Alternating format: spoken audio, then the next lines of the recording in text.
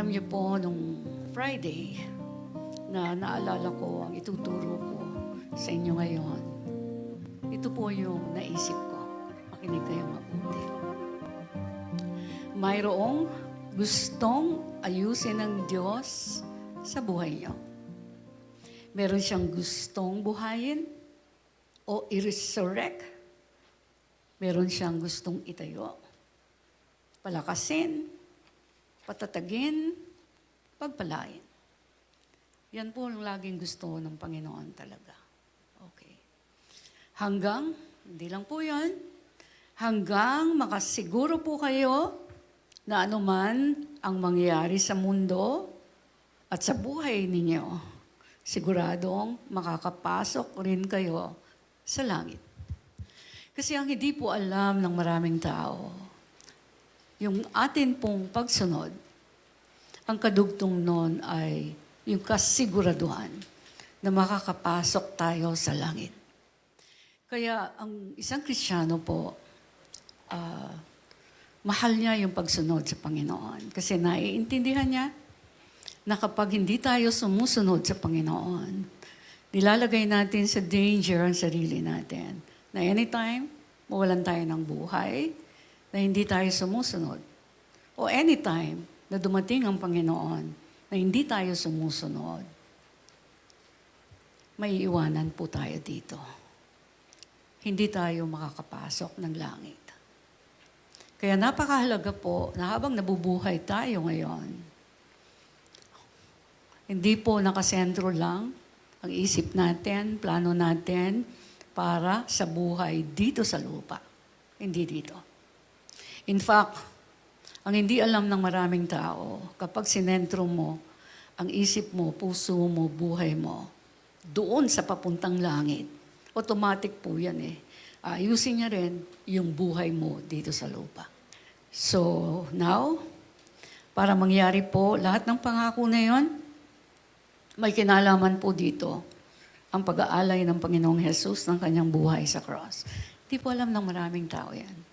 Kasi akala natin, meron lang mahal na araw, gugunitain natin yung sacrifice ni Jesus sa cross. Pero ang totoo po, may kinalaman po sa atin yon.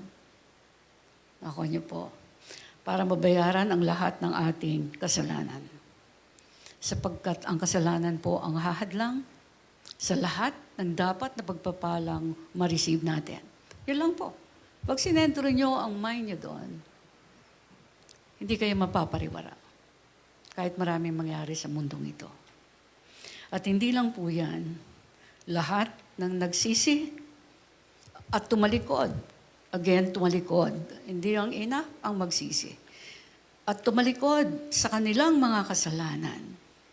Katulad din ng nakikipag-isa sa Panginoong Jesus sa pagpapapako niya sa cross.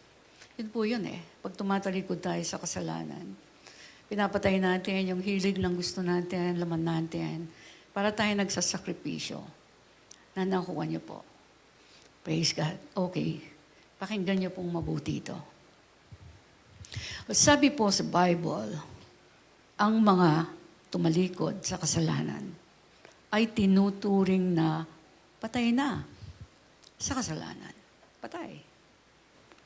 So parang patay na, hindi na nakakagawa ng anumang kasalanan.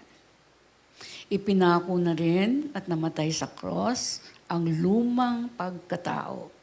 Ang pagkatao na puno ng kasalanan. Yan po yung nakikipag-isa kay Kristo. Yan po ang ibig sabihin kapag tinanggap nyo si Jesus as Lord and Savior. Ibig sabihin nun, nakikipagkasundo kayo sa Diyos sapagkat nakikiisa kayo sa lahat ng gusto niya. Kung hindi kayo nakikiisa sa lahat ng gusto ng Panginoon, ang buhay po ninyo ay magiging mabuhay.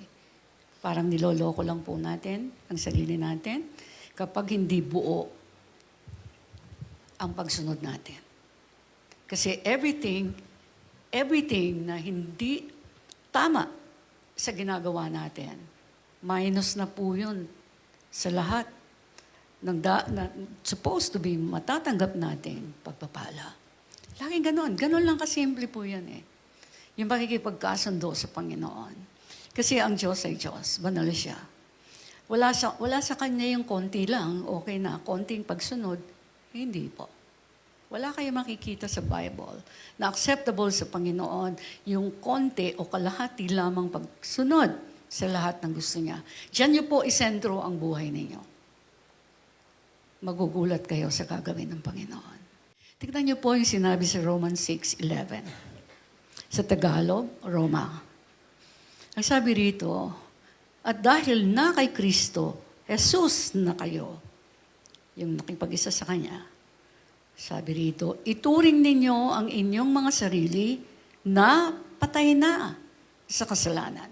At, tingnan nyo, unless maging patay ka na sa kasalanan, ito yung kasunod kasi, patay na sa kasalanan at nabubuhay para sa Diyos. Wala po akong nabasa sa Bible na, binigyan ka ng buhay ng Diyos para sa buhay mo. Hindi po talaga eh. Hindi po eh. Binuhay tayo ng Panginoon para sa glory niya. Right? Para sa kanyang kaluwalhatian. At kapag yun ang inuna natin, hindi sa blessing lang na makukuha natin sa Kanya, doon niyo po makikita yung maraming himala na hindi niyo nakikita basta-basta. Na nakukuha lamang sa pagsunod ng buo. Again, buo sa Kanya. Kaya, kung ang Panginoong Hesus po ay nabuhay muli, tingnan niyo po, ang lahat ng nakipag-isa sa Kanya ay mabubuhay din muli. Know that? Mabubuhay din muli para makasama siya ngayon at magpakailanman sa Kanyang kaharian. I mean, ito pong sinasabi kong ito, pwede nyo itong, pag hindi nyo talaga nilagay sa puso, pwede nyo siya makalimutan. Kapag nakikinig kayo ng salita ng Diyos, hindi kayo nakikinig lang dito, papasok, and then lalabas dito. Hindi po. Sayang ang word. Kapag nakita nyo pong sobrang importante, ipasok nyo dito, isa puso nyo para magawa po ninyo. Kasi sasabihin nyo sa sarili nyo, kaya may salitang ganito, ito ay para sa akin. Para sa kabutihan ko, number 1. In charge kayo sa sarili ninyo. In charge kayong magbabantay sa sarili nyo. Paano nyo ipapatupad ang salita ng Diyos? Huwag na po kayong maghanap ng, ang pastor namin, hindi ako pina-follow up. Tama po. Minsan ganun maraming nahihirapan na kaligtaan ng pastor na ma-follow up. Hindi po ako naghanap ng follow-up. Ang todo sufficiente sa Panginoon, ang hahanapin mong una ang Diyos. Kasi kung sa tao ka maghahanap, alam mo, limitado rin. Pwede ka namang maghanap din. Pwede ka rin magpa-counsel. But ang natuklasan ko po, ito talaga effective sa life ko. Hindi po tao talaga Hindi po tao yung binilingan ko pag may problema ako. Hindi, kaya nga, maraming akong kilala, hindi nila alam gaano katindi ang pinagdaanan kong problema. Kasi sabi ko, Christian ako, nahihiya ako. Malaman ng tao, ang dami kong problema. Christian ka Gusto kong i-protect yung pangalan ng image ng God na sinasamba ko. And then, kaya yung mga problema ko po, hindi ko talaga pinakita. Hindi. Maraming masasakit, malalalim na nandito. Dinala ko. Alam niyo, ginawa ako? Sa Lord ako tumikit. Kasi iiyak ako sa tao, ang magagawa ng tao. Sa Diyos buo. Ano ginagawa ko? Worship ako kay Lord. Mababa ang presence niya dun when you worship.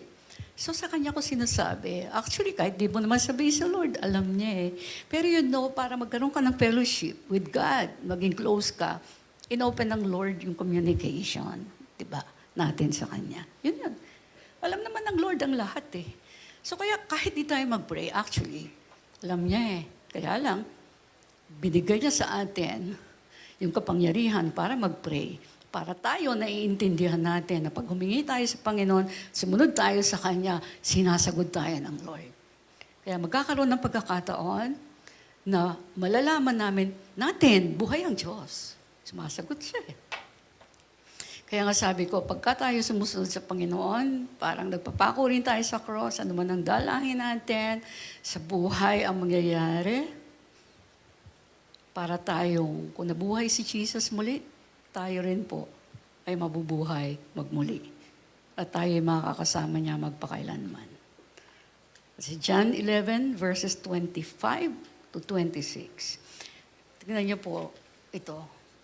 Nung nalulungkot si Martha, kasi namatay si Lazarus. Ito po ang sinabi ni Jesus sa kanya. Look at this. Ito yung Jesus na sinasamba po natin. Hindi siya nagsisinungaling. Sabi niya, I am the resurrection and the life. The one who believes in me will live. Look at that. Even though they die. And whoever lives by believing, buo dapat yun, in me, sabi ni Jesus, will never die. And then tanong siya dito, do you believe this? Well, sa Tagalog po, sinabi ni Jesus sa kanya, look at this, this is our Jesus, our God. Ang sabi niya, boldly, sabi niya, ako ang bumubuhay sa mga namatay. Look at that. Di ka ba bibilib kay Jesus niyan? At ako rin, sabi niya, ang nagbibigay ng buhay. Di ka ba bibilib sa kanya niyan? Hindi natin binabasa ang word niya na binabasa lang natin pero hindi tayo bumibilib. Kaya binibigyan ko po ng diin. Nakuha niyo po. And then sabi niya, ang sumasampalataya sa akin, kahit mamatay, ay muling mabubuhay. Now, ang ibig sabihin po dito ng sumasampalataya, hindi yung naniniwala naman ako kay Jesus eh. Pag tinanong mo, naniniwala ka ba kay Jesus? Ang tao, ang bilis sumagot eh. Oo naman po. I-try niyo po. Oo naman po. Tapos tao pa sila. Ang ibig sabihin yan eh, sumusunod ka ba sa lahat ng gusto niya? Yun ang ibig sabihin nun eh. At masusunod mo lang ang mangyan kapag pinag-aaralan mo ang salita niya. Hindi mo masusunod si Jesus kapag hindi mo pinag-aaralan ang salita niya. Kaya mo pinag-aaralan ang salita niya para maintindihan mo siya at para malaman mo ang inuutos niya, nakakagalak sa kanya para makatanggap ba ng pagpapala? Hindi po. Hindi yun. Ang tunay na nagmamahal, hindi naman yung makukuha niya sa mahal niya. Ang tunay na nagmamahal, ang hinahanap niya, mapaligaya niya, mapasaya niya, yung minamahal niya. Tama po ba? Ganun din po dapat tayo. Okay. Kasi sabi nga niya, ang sino mang namubuhay at sumasampalataya sa akin ay hindi mamamatay kailanman. So, kung ayaw nating mamatay at mapunta sa impyerno, at gusto natin ng eternity kasama ang Panginoon, yan yung sumunod po tayo sa Kanya. And then, dito po sa 1 Corinthians 15, verses 3b to 4. Tingnan niyo po, ang liwanag naman sinabi rito. Christ died for our sins according to the Scriptures. That He was buried. Tingnan niyo yung sacrifice ng Lord. That He was buried, inilibing siya. And that He was raised, muling nabuhay, on the third day, according to the Scriptures. Well, sino ba ang God na ganito pinahayag sa Bible? Di po ba? Namatay siya. Nag-offer siya ng life niya sa cross. Siya inilibing, pero hindi natalo si Jesus ng kamatayan. Sapagkat sa ikatlong araw, siya po ay nabuhay magmuli. Bakit natin pinag-aaralan ito? Pakinggan niyo po ito. Yang lahat ng sinabi ko na yan po ang pinaka-foundation ng faith natin sa Panginoong Jesus. Kailangan, alam po natin yan. Diba? Pagka nag-evangelize ka o may kakilala kang gusto mong ma-inlove din kay Jesus, sa pakilala mo, anong ginawa ni Jesus? Hindi yan pang mahal na araw lang. Nakuha nyo, kinugunita natin. What no? Kailangan nabubuhay yang sa atin, yung isip na yan. Namatay si Jesus sa cross para sa akin. Para sa akin. Gawin yung personal. Para sa akin. Wow, di ba? Kakasala ako pero bigay siya ng buhay sa cross para sa akin. Para linisin ako, bayaran ng pagkakasala ko. Sapagkat ng pagkakasala, ang kabayaran ay kamatayan. Diba? Look at that. Napakabuti ng Panginoon. Now, gusto ko pong ipakita sa inyo ang unang sacrifice ni Jesus na hindi napapansin ng marami. Ito po ay yung mula sa langit, ang Panginoong Jesus na hindi nakikita ng pisikal na mata dahil espiritu po siya ang ginawa nitong Diyos na nasa langit. Imagine, bumaba sa lupa. Gusto kong pabilibin kayo kay Jesus. Mayak po kayo ngayon yung spirit nyo. Sabihin nyo, Lord, gusto kong maintindihan. Lord, gusto ko pong maintindihan ito. Naririnig ko na rin naman to, pero ngayon gusto kong maintindihan pa ito. So imagine, yung banal na Diyos bumaba sa lupa. Bakit? Gawa ng kasalanan ng taong mahal niya. Di pa kayo pipilip. Kasi alam niya, kapag hindi siya nagbayad sa cross ng kamatayan, kasi kamatayan ang kabayaran ng kasalanan, yung mahal na mahal niyang tao sa lupa, hindi niya makakasama sa langit. Can you imagine? Itong Jesus na pinag-uusapan natin. Bumaba. Sa langit, sa luklukan niya. Para lang tayo sagipin sa kasalanan. Kasi nakabaon tayo sa kasalanan. Nakuha niyo po. So yan po yung ginawa ng Panginoon. Kaya sabi ko, nai-imagine niyo po ba ang adjustment na ginawa ng Panginoon para sa atin? Remember, He is God. Hindi siya tao. Espiritu siya. Yan mismo ang sinabi ni Jesus sa John 4:24. Sabi rito, God is Spirit. Oh, look at that. Aliwanag, di po ba? Sabi ni Jesus mismo yan, God is Spirit. And those who worship Him must worship Him o must worship in spirit and truth. Ang sabi ni Jesus dyan po, sa binasa natin, ang Diyos ay Espiritu. So, hindi siya nakikita, pero nararamdaman siya.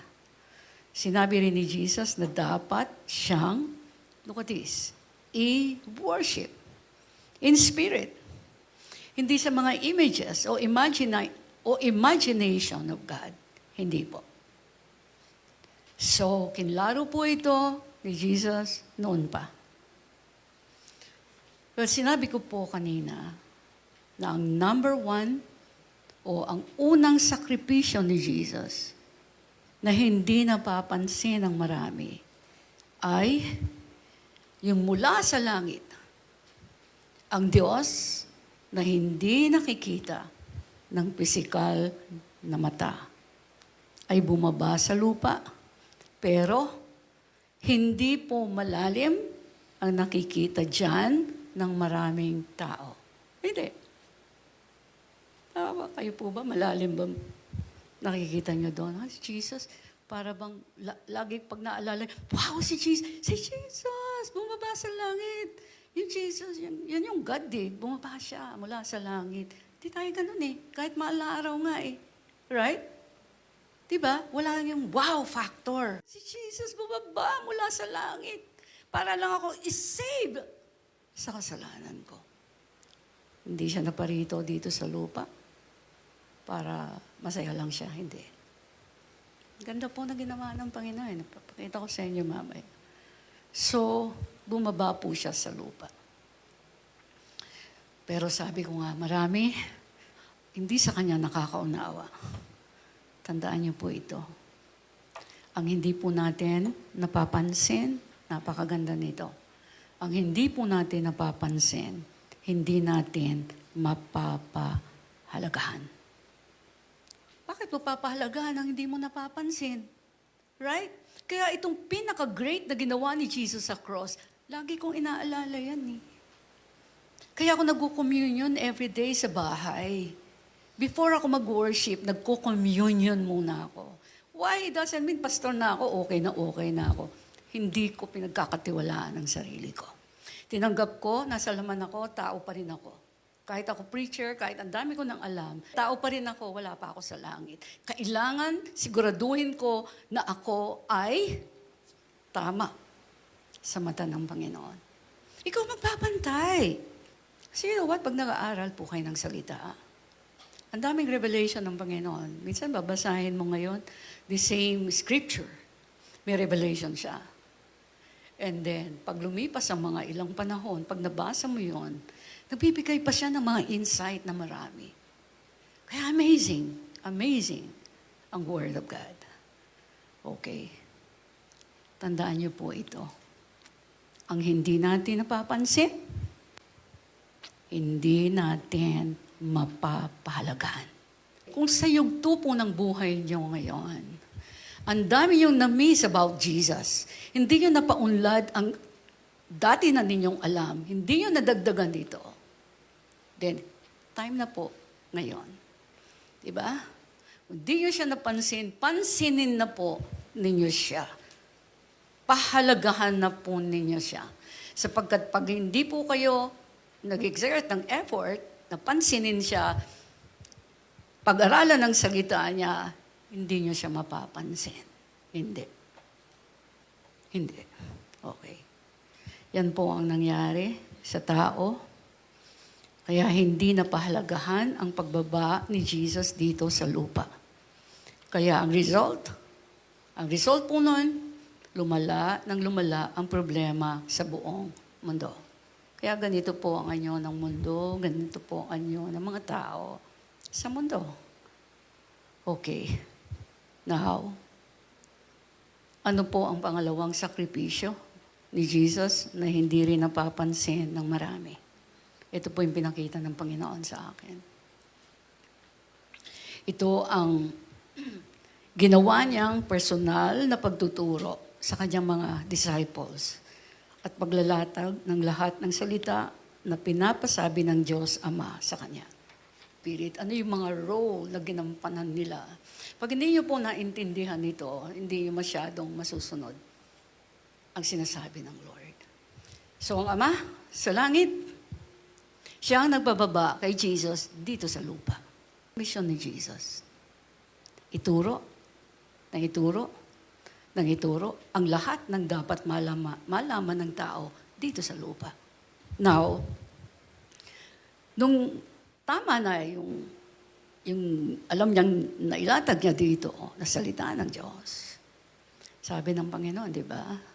Natapos siya na lahat Nagpapako siya sa cross. O parang yan, tinuro ko na sa inyo ang tungkol sa kingdom ng God. Nagpapako na rin ako sa cross para pag-alis ko rito. Di ba? Malinis na kayo. Andiyan na salita, gabay ninyo. At hindi lang yan. Nung nalulungkot ang mga disciples si Jesus, ang sabi niya, huwag kayo malungkot. Alis ako, magpe-prepare ako ng mansion sa heaven para sa inyo. Look at that, yan ang pangako ng Panginoon. And then, nung nalatag na ni Jesus ang lahat ng dapat matutunan ng tao, di ba, remember, sa book of Acts chapter 2, 1 and 2, sabi ng Lord, o diyan ka lang kayo sa Jerusalem. Antay kayo dyan. Sapagkat bababa sa inyo ang banal na Espiritu Santo. Nangyari yun. Kaya yung early Pentecost natin, doon sa book of Acts, maganda yan, basahin nyo chapter 1 and 2. Makikita po ninyo doon. Nung wala na si Jesus, kailangan yung lahat ng tinuro niya, maalala lahat ng mga tao. Look at the goodness of God. Si Jesus kailangan umakyat sa langit. Sabi ni Jesus, kailangan ko na umakyat sa langit. Tapos na yung mission ko rito. Pero huwag kayong malungkot. Sabi niya sa mga tunay niyang disipulo, ipapadala ng Ama ang banal na Espiritu Santo na siyang gagabay sa inyo, magpoprotect sa inyo. Kapag kailangan ng comfort, bababa sa inyo ang Holy Spirit. And then sabi niya, magtipon kayo. Sa Book of Acts, sinabi niya yan. Itong lugar na ito, antayin niyo, bababa ang Holy Spirit. At bumaba nga po ang Holy Spirit. Nakuha niyo po. Yung nangyari noon sa Book of Acts, hanggang ngayon po, yung Holy Spirit na tinutukoy doon, andito sa atin ngayon. Andito. But look at the disciples, early disciples of Jesus. Gumawa sila ng lugar katagpuin. Right? Ganon din dapat tayo. Nakuha niyo po. Kaya tinuturo ko yung worship kasi bumababa yung presence doon ng Lord. Nakuha niyo. Paano sila na-protect? Because of the presence of God. Tama po. Ayan po yung nangyari. Quick yan, parang background ng history. What really happened nung mga time na yon na gustong ipagpatuloy ng Panginoon dito. Nakuha niyo po. So, kasama po, again, sa tinuro niya, ay yung mga kinakamuhian ng Diyos ng kasalanan. Kasi nga, mahal tayo ng Diyos. And ganun pa man, kahit ang tao ay parang nagwawala pa rin sa kasalanan. Patuloy pa rin pinili, di ba, ng mga tao yung pagkakasala. Kaya, sabi ko nga, mayroong third sacrifice o pangatlong sakripisyo na pinakita ang Panginoon sa akin. Ito ang pag-aalay niya ng kanyang buhay sa cross. Pakabuti ng Panginoon.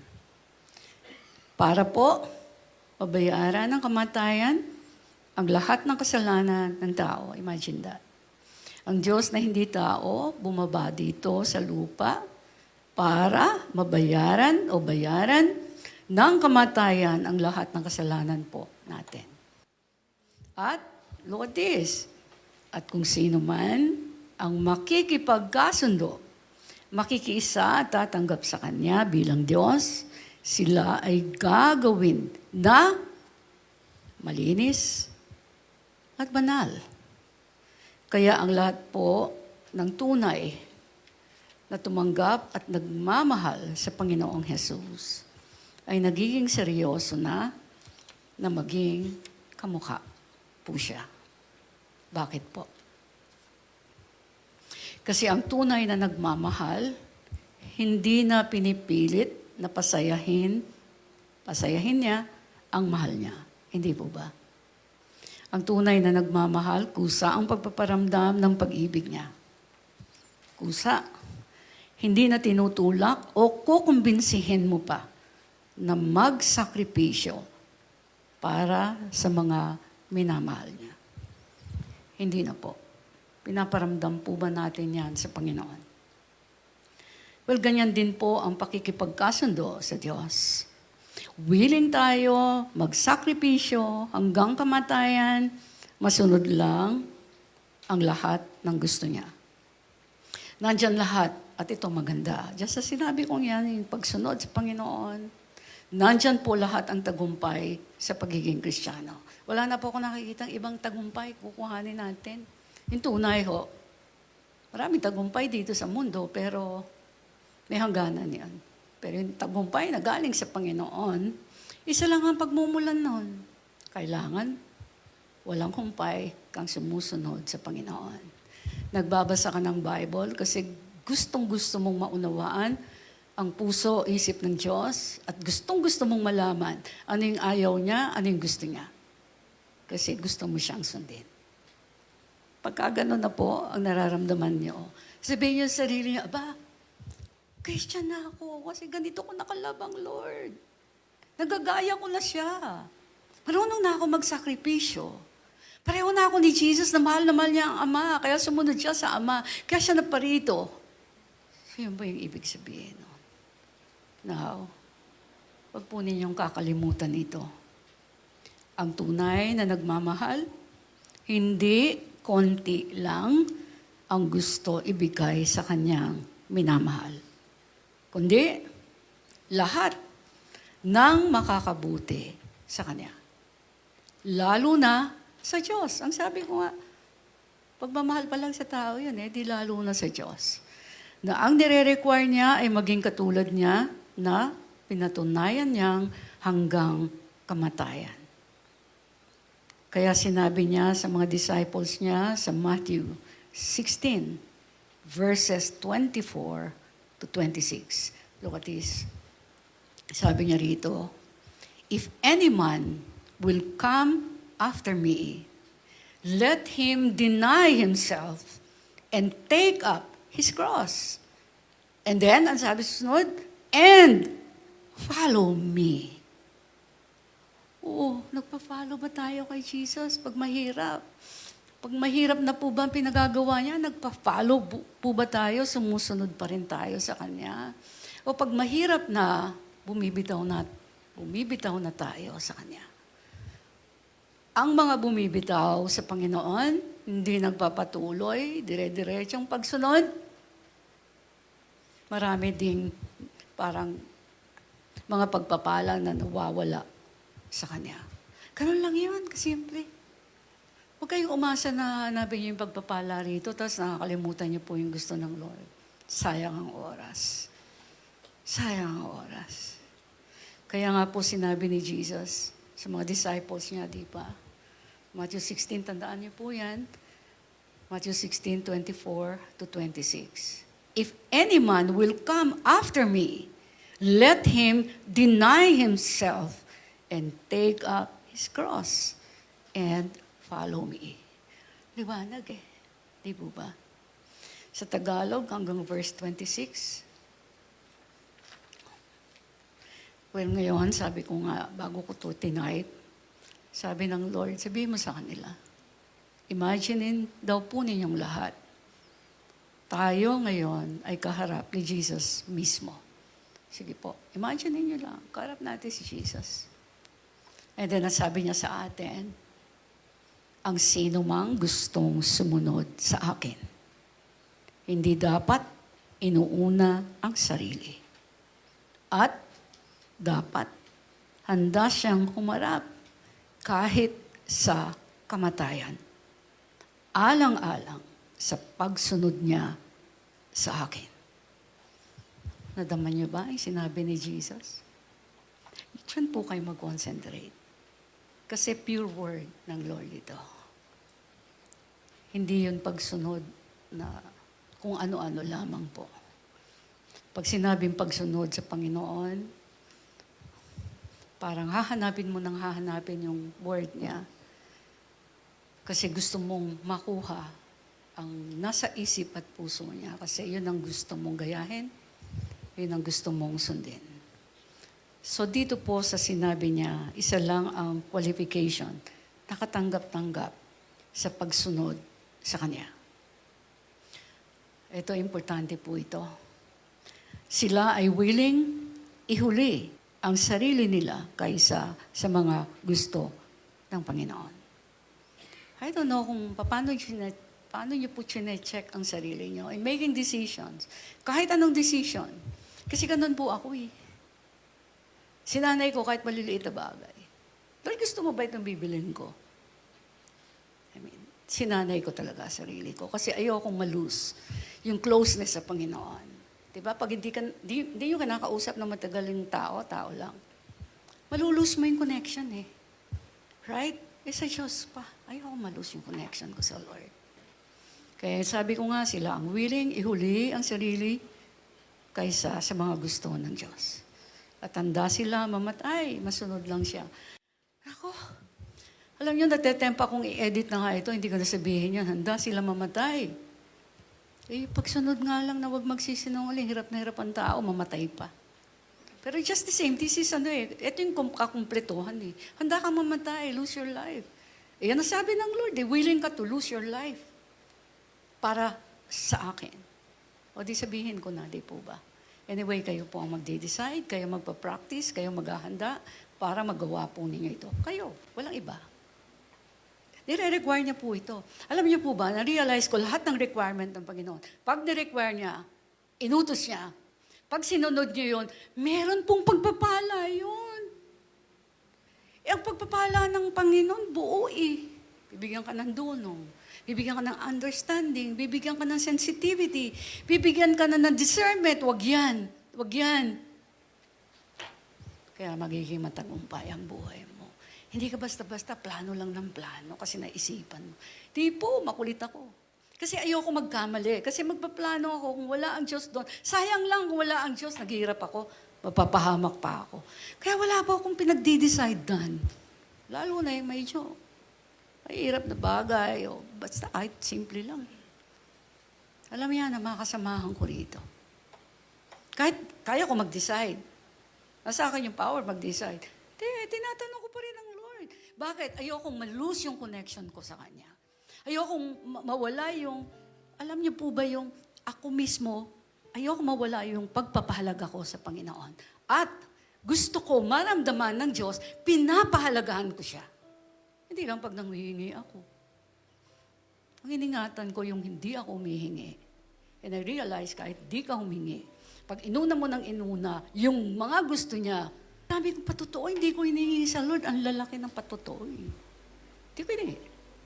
Kasi hindi ako na-bother masyado yun sa ano. Hindi ba, by the way, hindi bawal. Hindi po bawal manghingi, ho? Pero dami kong na-realize sa life ko. Ayan na kaya, just Sister Jen. Di ba? Prayer natin, hanggang madaling araw sa Alimol.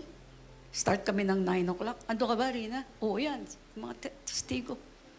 Tatapos kami 3 a.m. in the morning, 4. Tumadaan kami dun sa tapunan ng garbage, ng lahat ng garbage ng buong Alimol. Tama, Jeff? Gagawin ko, iyak lang kami doon. Iyak kami after the store hours. Minsan nagbasag pa ako ng pabango doon, yung bagong pabango ko.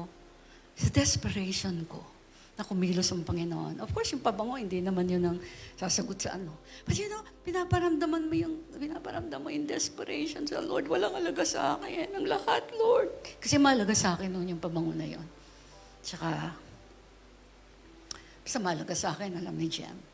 Diba, kakapadala pa lang sa akin. This is a maliit na symbol lang ito, Lord, wala akong pinapahalagaan. Babasagin ko to, I want to offer this to you. Gusto ko yung pabango, humalimoy ang amoy nito sa buong Alimol. Tama, Jem? Kaya ang tindi po andiyan sila, Sister Marie, kasama ko yan eh. Imaginein mo yun. Pabangong yun, by the way, pleasures. Hanggang ngayon, meron ditong supplier ko ng pleasures na pabango. Kahit nasa aeroplano siya, binibili niya ako ng pleasures. Nung last time, di pa ubus yung maliit na gano'n. Binigyan na ako, sobrang laki naman na gano'n. How I wish I could mention your name, Sister Blank. O sige na nga, Sister Tricia. Kasi alam ko marami rin siyang hinihingi sa Lord. Ito, may witness ako ng Joshua Janice. Alam niyo, may table ako doon sa room ko. Yung bago niyang biling pabango, bigay sa akin. Malaki siya eh. Nilakihan niya. Meron pang parang wrap ng ano. Hindi ko pa nagagamit kasi hindi pa nauubos yung binigay niya sa akin eh. Last time. Hindi ko nilagay kung saan-saan. Kung saan ako kumakain, doon ko nilagay. Why? Ayoko makalimutan na i-lift up siya, ang pamilya niya. At pag-iisip ko na gusto kong, hindi ko makalimutan eh. Andiyan, nakikita ko palagi. Ang nangyari, hindi lang yung pangangailangan nila, nadamay din yung iba. Nililift up ko na rin. Lord, pati si sister ganito, yung pamilya niya, Lord. Nakuha niya po. Sample pa lang po yan. Paano ako nag-work sa life ko. Paano ko tinatreasure yung mga katulad ng bagay na gano'n. Kasi kailangan mag-effort po tayo para yung faith natin nabubuhay kasi madaling mamatay yan pagka magpunta ka lang sa shopping mall. Right? Okay. Makinig po kayo. Meron pong idinugtong ang Panginoon doon sa binasa kong verse kanina. Pero para maalala niyo ulit, sabi ko dito, sila ang mga willing, ihuli ang sarili nila kaysa sa mga gusto ng Panginoon. At handa silang mamatay, masunod lamang siya. Then, idinugtong niya. And then sabi sa verse 25, Sapagkat ang taong naghahangad magligtas ng buhay, look at this, ay mawawalan nito. Tingnan niyo po. Ngunit ang taong nagnanais mag-alay ng kanyang buhay, alang-alang sa akin, ay magkakaroon ng buhay na walang hanggan. Tingnan niyo yung way ng God. Diba? Yung magwawala ng buhay para sa kanya, magkakaroon ng buhay. Hindi lang yun, magkakaroon pa siya ng buhay na walang hanggan. So pagka pinaliktad niyo yun, yung hindi nagwawala ng buhay sa akin, kailanman hindi makakasama sa kaharian ko yan kasi hindi sila buo. Buo ang kailangan.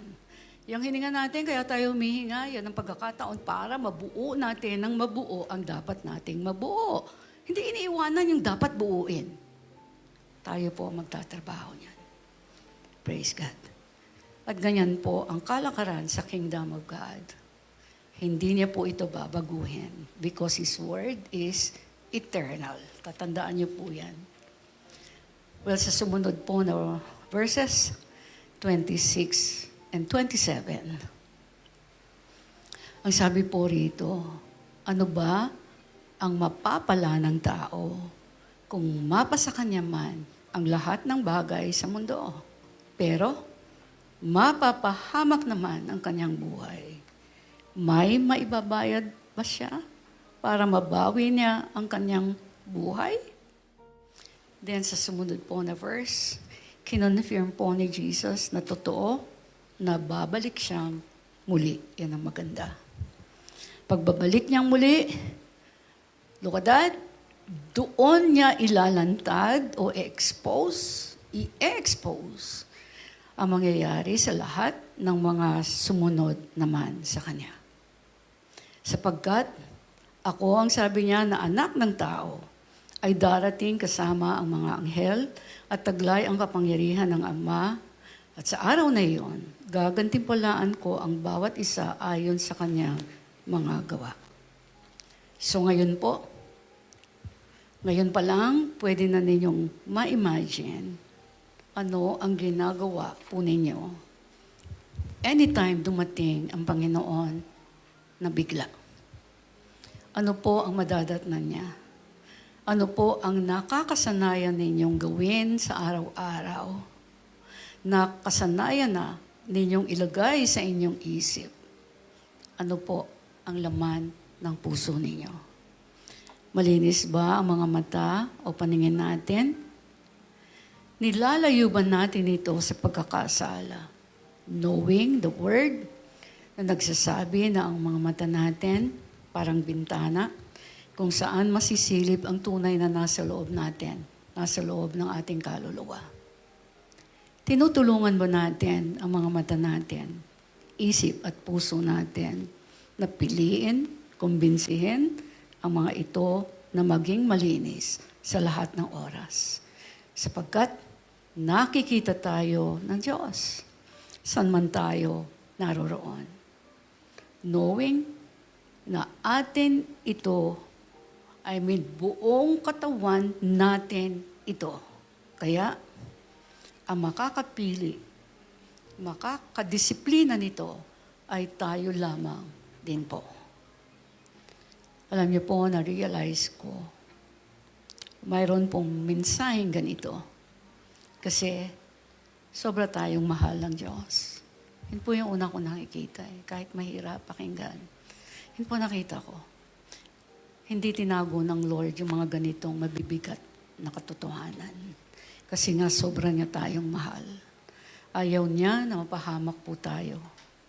Kaya habang humihinga pa tayo, pwede natin piliin na maging kamukha ni Kristo.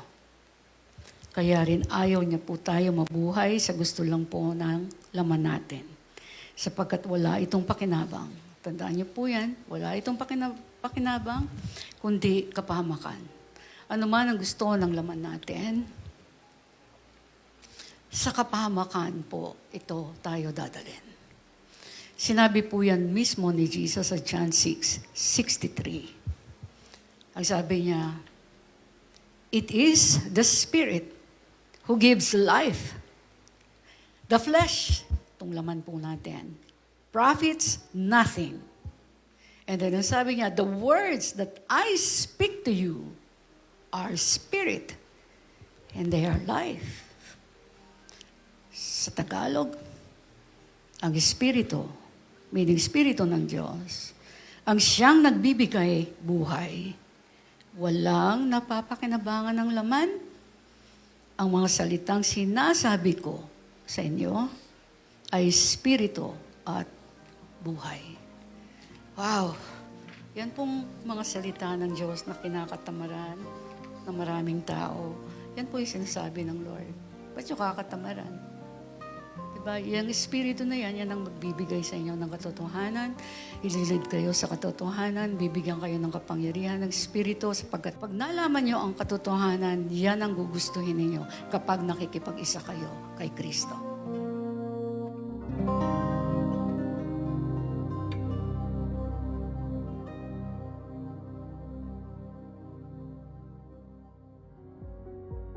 Hello and welcome to Trumps Go. Trumps Go is an acronym for the Rock of My Salvation Global Outreach that fits our purpose statement perfectly. To go into all the world and preach the good news to everyone. Matthew 28:19. Therefore, go and make disciples of all the nations. Founded by Pastora Emerita Barqueros in 2001, the Rock of My Salvation is the media ministry of the Church of Jesus the Sovereign Lord. You also may have heard of Trumps in our weekly radio program, DWIZ 882 kHz. We have always desired for more radio airtime and audience reach beyond the Philippines to preach the good news. Today, through Trumps Go, we practically have unlimited airtime and a global platform that can reach into all the world.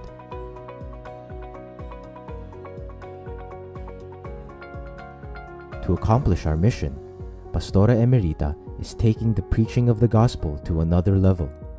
We are excited to invite you to join the Trumps Go community. Once you become a member, here are some of the benefits and exclusive content that you will get to enjoy. Fresh visions and revelations about God's Word to Pastora Emerita. Receive your Now Word and make room for the life-changing presence of the Holy Spirit. Mentoring by Pastora Emerita.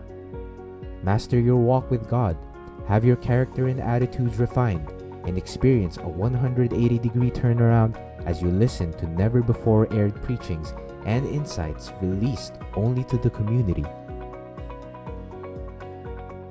Struggling to get through the week?